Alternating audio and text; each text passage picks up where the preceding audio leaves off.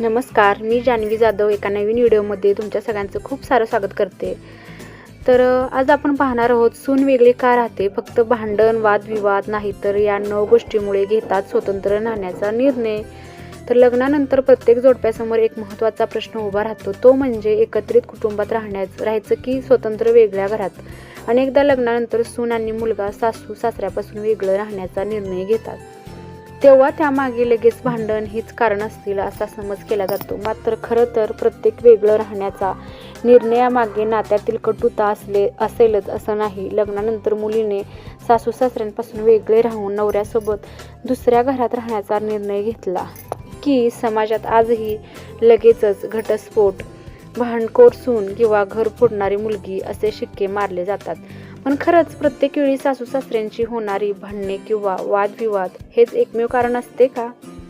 तर नक्कीच नाही. आजच्या बदलत्या काळात आणि मॉडर्न लाईफस्टाईलमध्ये मुलींच्या या निर्णयामागे केवळ कौटुंबिक कलह नसून अनेक अत्यंत महत्त्वाचे व्यावहारिक आणि मानसिक दृष्टिकोन दडलेले असतात.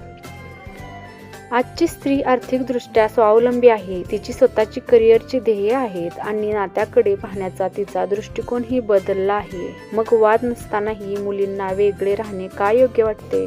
अशा कोणत्या गोष्टी आहेत ज्या त्यांना स्वतःच्या स्वतंत्र घराचा विचार करायला लावतात? लग्नानंतर अनेक मुली सासू सासऱ्यापासून वेगळं राहणं का पसंत करतात आणि त्यामागील काही महत्त्वाची कारणं कोणती आहेत ते पाहूयात.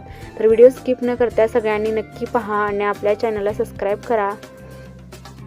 आता पाहूया आपण लग्नानंतर सून सासू सासऱ्यापासून वेगळी का राहते. कारण काय आहे?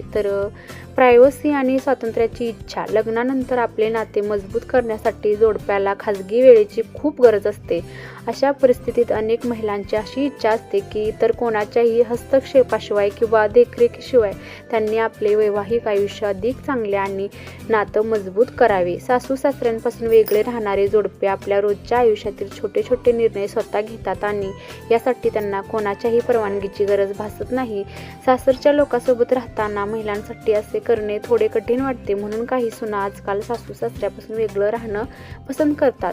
घरगुती वाद, भांडणाची शक्यता. नवीन कुटुंबात ताळमेळ बसवताना अनेकदा काम करण्याचा आणि राहण्याच्या पद्धतीवरून मतभेद होतात. उदाहरणार्थ, सासू ज्या पद्धतीने आपले घर सांभाळत होती, सुनेनेही अगदी तीच पद्धत अवलंबावी असे अजिबात गरजेचे नाही.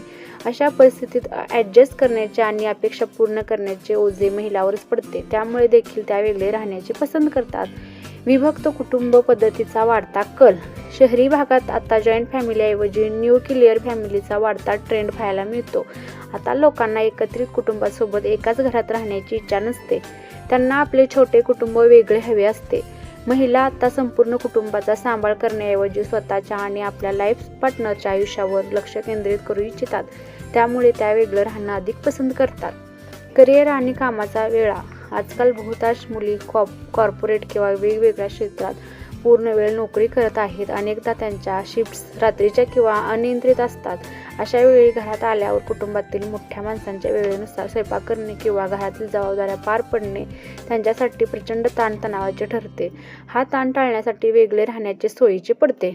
घर चालवण्याची आणि निर्णय घ्यायची इच्छा. प्रत्येक मुलीचे स्वप्न असते की तिने तिचे घर स्वतःच्या पद्धतीने सजवावे, स्वतःच्या आवडीचा स्वयंपाक बनवावा आणि घराचे नियम स्वतः ठरवावे. एकत्र कुटुंबात आधीच सासूबाईंचे किंवा मोठ्यांचे नियम लागू असतात, ज्यामुळे नवीन सुनेला स्वतःचे निर्णय घेता येत नाहीत. स्वतःचे वेगळे घर असल्यास तिला हा अधिकार मिळतो. इमोशनल ताळमेळ बसवण्यात अडचण. लग्नानंतर सासरच्या लोकांसोबत राहताना अनेकदा महिलांना आपले परके असल्यासारखे वाटू लागते किंवा आपली स्वतःची ओळख हरवत चालली आहे अशी भावना त्यांच्या मनात निर्माण होते. त्यामुळे देखील अनेक महिला वेगळे राहणे पसंत करतात. आर्थिक नियोजन आणि गुंतवणूक. आजकाल बरीच जोडपी भविष्याचा विचार करून स्वतःचे घर खरेदी करतात. होम लोन फेडणे आणि स्वतःची संपत्ती तयार करणे हाही यामागील एक मोठा व्यावहारिक उद्देश असतो. स्वतःच्या घरात राहून आर्थिक निर्णय घेणे त्यांना अधिक सोयीचे वाटते. आजकाल पती पत्नी दोघेही कमावते असतात, जेणेकरून ते आर्थिकदृष्ट्या सक्षम राहतील. म्हणूनच आता त्यांच्याकडे स्वतःचे वेगळे घर घेण्यासाठी किंवा भाड्याने राहण्यासाठी पुरेसे पैसे असतात, ज्यामुळे त्यांना आई वडिलांच्या घरावर अवलंबून राहावे लागत नाही आणि ते आपल्या मर्जीनुसार स्वतःच्या घरात राहू शकतात. सोशल मीडिया आणि मित्रमैत्रिणींचा प्रभाव. आजकालची जोडपी सोशल मीडिया, चित्रपट आणि मित्रपरिवारामध्ये असे पाहतात की जिथे पती पत्नीचा समान हक्क असतात. पारंपरिक जेंडर रोल, स्त्री पुरुषाच्या जुन्या जबाबदाऱ्या फॉलो न करता आता पती पत्नी मिळून सर्व कामे करत आहेत. सासरच्या लोकांसोबत राहताना असे करणे कठीण होऊ बसते. अनेकदा सासू सासऱ्यांच्या रोकटोक आणि घरच्या बंधनाचे ओझे महिलांवरच पडते. म्हणूनच त्या वेगळे राहणे अधिक पसंत करत आहेत.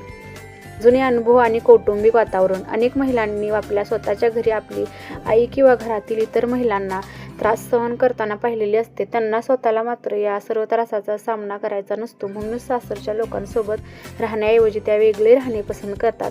जर हा व्हिडिओ तुम्हाला आवडला असेल, थोडी जरी माहिती आवडली असेल तर नक्कीच शेअर करा आणि व्हिडिओला लाईक करा आणि आपल्या चॅनलला नक्की सबस्क्राईब करा. आपल्या चॅनलचं नाव मी तुम्हाला सांगितलं आहे, जान्हवी जाधव.